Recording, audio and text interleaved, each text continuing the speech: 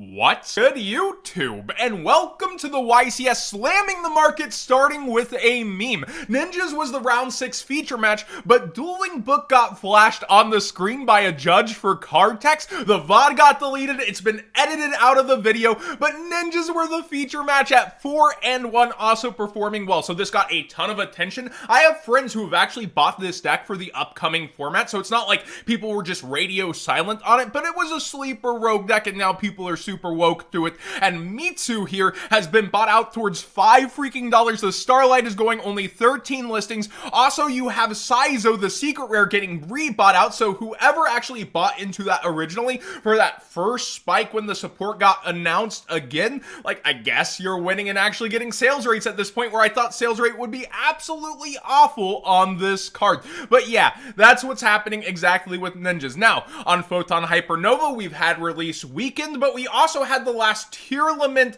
really focused tier 0 format YCS, and Triple Tactic Thrust did perform at this YCS, and you see it starting to creep back up in price as you do see Kashtira start to go down. Now, Kashtira did pretty good. I'm hearing a lot of arguments such as, well, without tier limit, Kashtira is not going to do as good, Branded's going to be the deck of the format, and that sort of stuff. We'll get into the branded buyouts in a second, but Triple Tactic Thrust as the staple-ish card of the set is sitting pretty on top. The arguments of will it, want it, do something are over, and it has been doing pretty good. But you also have the Pressured Planet around $60 market price and sticking there, and you have that $20 gap. What did I say? That's a 33% differential, and I think that will continue to get bigger between the next secret rare, Kashtira Theosis, and then you also have Kashtira Arise Heart down around 18. Not everything in the deck could be mad absurd money. I said to wait a week or two. Here we are, and it's coming on down in price for most of it, with one card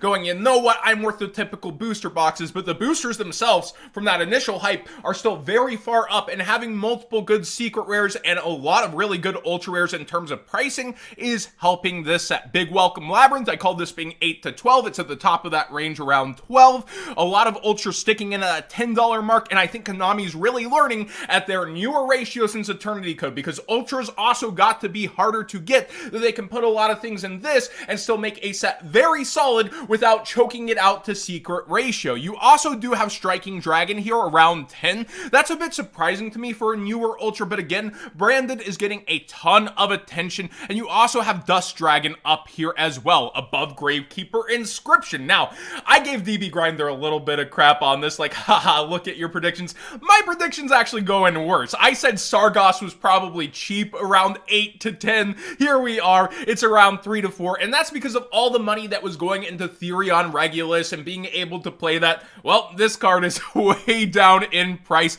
It felt to me like Odd Eyes Revolution Dragon, where people are gonna want it, and yeah, it's pretty darn cheap for a secret rare that could be seeing some play next format, but both of these I think are probably underpriced versus where they'll end up. At the same time, I could be completely wrong and be using player brain there, where it doesn't mix with market brain and doesn't pan out.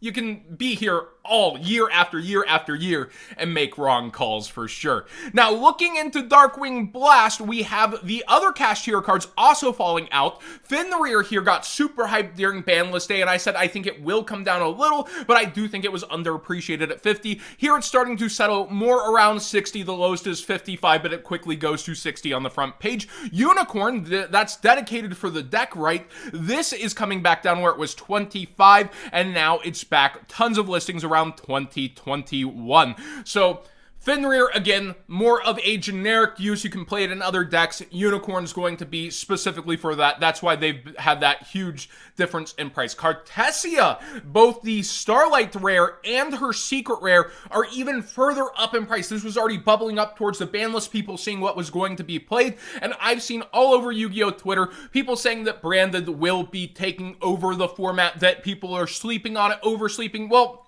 the market's not really sleeping at this point, which also does indicate there may be some truth to that. Is it overpriced at this point or well adjusted? We'll have to wait and see its performance with tier limit out of the way, which will still be playable to a degree. You have branded opening also heading back up. We covered it going up towards 6 and 8. Now both copies are basically $10 plus at this point. Nightmare Corruptor Ibly is being played in cash tier, and I think Cotton just did a video on this. And one of the outs to this is Ling Karibo for people playing against it. It's the best link to end up going into. It helps you against multiple things an opponent can set up. So having access to this, the ultra rares on full buyout mode, super rares readily available if you want to get yours sooner than later using that TCG player link in the description down below, costing you nothing extra to support the channel directly for the cards you'd already be buying. But be aware, Ibly is even further into buyout mode here, and the answer to it in your extra deck, well, the nice version is starting to go. It reminds me of the Ultra Link Karibo 2, and it's the highest rarity for it. I'd love to see this in Secret Rare one day, but we just get so many less Secret Rare printings and reprints these days. It's like Battles of Legend, and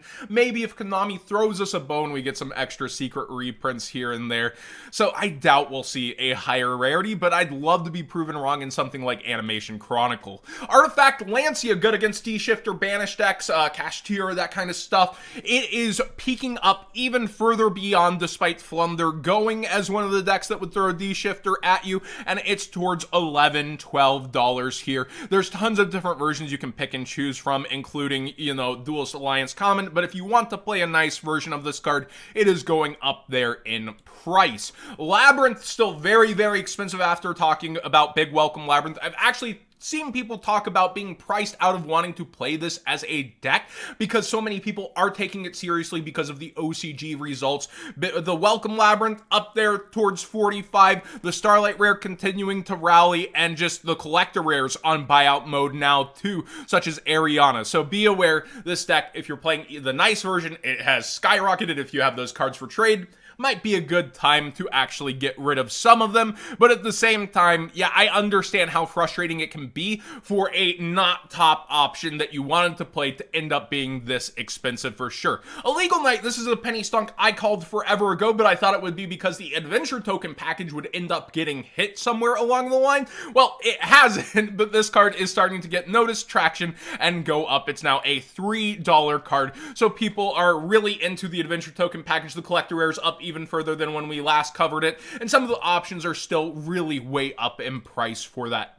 When I'm looking through Battle of Chaos, there's a lot of interesting collector cards when it comes to this set, and people quoting that the Megatons might not be coming. Again, I usually don't deal in rumors, but this ban list really did clear the way on decks that make the Megatons really a weird conversation for this year. So if those people are right, reprints for cards could be kind of awkward, and I do feel like Konami's running out of reprints as a whole. Like, some cards are getting more expensive, but even Pot of Prosperity, for example, is going to be in that pot collection. So when it comes to Konami's choices for reprints this year, they are kind of not a ton, and they might actually do it. It makes sense logistically to me. It's a very strong rumor. I wouldn't buy into it yet, but people are talking about the collectability of Battle of Chaos and certain cards within here. Again, Guardian Chimera already up for a reprint in Mavens though, so they're beginning that reprint cycle on some of the cards. Cynet Mining is a bit of a penny stonk. Even the lower versions are headed up back through $3 when we look at them. Like crazy where the gold letter rare is with the most listings. But in my opinion, yes, you have the next, is it Cyberstorm Access? I forget the name of the upcoming Cyber set, but you do have a lot of attention headed towards that. And with Cynet Mining, it's going to be good with future cards, and it's a Rhoda essentially for the Cyberse as a typing, so I do like it. I think the secret rare probably a bit undervalued for what it is, but people want any option. But when the next options are like ultra out of dual overload, super out of the 10s, and they're like, you know, half the price of a highest rarity, I expect kind of that the highest rarity ends up bumping up over time versus that. Synchro's got a new set announced for them with the cutest power tool dragon chibi Synchron, and Synchro stuff is starting to go. You have Ultimaya Zolkin here. You see it's actually continuously down versus old buyouts. Well, now it's back up. Front page, no near mint. Starts at 25 and then 30. So you have Stardust Synchron, the secret rare, even though there's tons of them listed, starting to come slowly back up here. It did get a reprint in the 10s that's more easy access, but with highest rarity cards, if you want them, I would end up getting them now for however you want to play the deck. Whether it has a huge impact or not, casual doesn't mean broke, and often these nice versions end up just going up over time unless they're reprinted into the ground with competitive comparables. So Stardust Synchron, remember, it was super loved. It was up $18, way above its price points for a long time, and I do think that secret rare being this price is a pretty nice lookup. Baroness de Fleur. This is going back up in price pretty rapidly. I would sell this sooner than later. Cali Effect also made that same point, but he didn't even know it had a reprint on the horizon, and I love those conversations of like, man, it seems like a lot of the community forgot a reprint on the horizon. When I pointed that out, somebody in his comment section said, well, it'll probably be short printed. The world premiere sets, I don't think have shorted anything. Yes, you've had the Pharaoh rares introduced for the God cards there, and that was locked behind a chase rarity, but I don't think they would collect a rare only this. I don't think they would short print this actually in that set. Yes, we've seen messing with like Droll Lock in the rares on deck building sets that also have collector rares, but with the world premiere set, I think Konami wants to continue to put their best foot forward, and this is the star reprint. I honestly don't see them doing that, but again, I could be wrong, and Konami could do whatever they want to realistically, so some people are in that mindset and are spending anyways. Junk Synchron is also getting a lot of attention, low quantities. We've seen this song and dance with him a lot when it comes to this, and Junk Archer is apparently one of the better reveals for Synchro Overtake. Again, I would just go ahead and get the secret rare playset now, around $6 versus, you know, the Ultras out of the 10s. I think having the deck in secret rare looks amazing, but Ultra does match some of the cards that only come in Ultra like this.